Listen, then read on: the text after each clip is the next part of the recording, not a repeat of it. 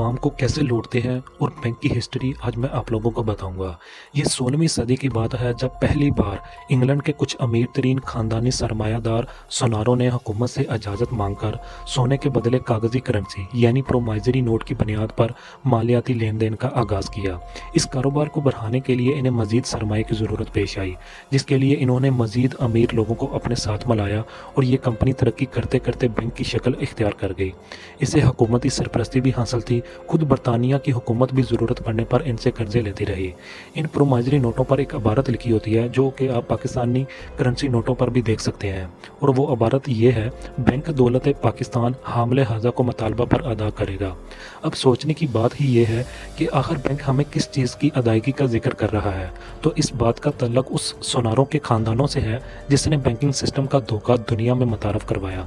यानी कि सरमायादार लोग ये वादा कर रहे हैं कि आप इस कागज़ी नोट को कभी भी वापस करके अपना सोना, जो इस नोट का नेमुल बदल है, ले जा सकते हैं, और इस बात की ज़मानत हुकूमत वक्त दे रही है। ये एक ऐसा मजाक है जिसे समझने के लिए हमें बैंकिंग सिस्टम के इस धोखे के खेल को समझना पड़ेगा। बैंक नोट जारी प्रिंट करता है हुकूमत के कहने पर, और हुकूमत को नोट जारी करने के लिए आमादा भी बैंक करता है, क्योंकि हुकूमत के पास सोने के ज़खायर कम पड़ने की वजह से हुकूमत के पास नोट छापने के अलावा कोई दूसरा रास्ता नहीं होता।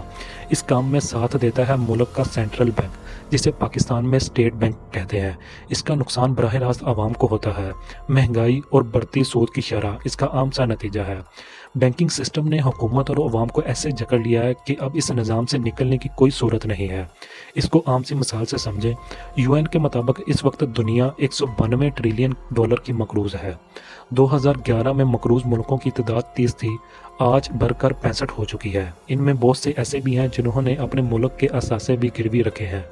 इसकी वजह सिर्फ कागजी करेंसी की मसनूई पैदावार है। क्रिएशन ऑफ मनी ऐसा खेल है जिसमें हुकूमत रिजर्व रखे बगैर ही करेंसी की छुपाई में मगन रहती है, और इस फ्रैक्शनल रिजर्व बैंकिंग में बैंक पूरा साथ देता है। ये भी हकीकत है कि सरमायादाराना निज़ाम कभी भी बैंक और हुकूमत की मिली भगत के बगैर कामयाब नहीं हो सकता। खुद रॉबर्ट बरोस बैंकिंग निज़ाम जो सरमायादारों की कठपुतली है, कहता है कि मशीयत का ये निज़ाम जो हुकूमत और बैंकों की मिली भगत से चल रहा है, इसका सिर्फ मकसद गरीबों से पैसा छीनकर अमीरों की जेबों में डालना है।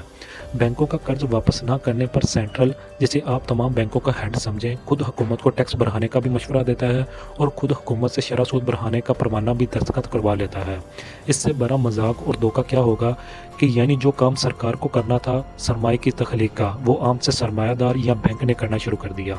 जो काम बैंकिंग सिस्टम को ख़त्म कर सकता है और इसकी जड़ें गुर्बत की सरजमीन से ताहयात निकाल सकता है, वो है गोल्ड स्टैंडर्ड निज़ाम की वापसी। ये बात भी याद रखना, किसी भी मुल्क का बैंक कभी भी गोल्ड स्टैंडर्ड को वापस नहीं आने देगा। इस निज़ाम से कागजी करेंसी को एक मकर्रा शर्रा पर हकीकी सोने में तब्दील किया जा सकता है।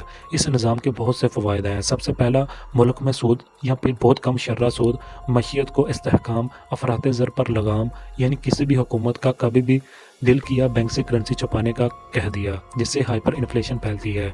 जबकि गोल्ड स्टैंडर्ड में हुकूमत मुल्क में मौजूद सोने से ज़्यादा करेंसी नहीं छाप सकती। इसका सबसे बड़ा फ़ायदा आम शहरी को होगा कि तनख्वाहें सोने के उतार चढ़ाव से तरतीब पाएंगी, और हुकूमत की मुकम्मल ये कोशिश होगी कि सोने के रेट को बरकरार या कम रखे।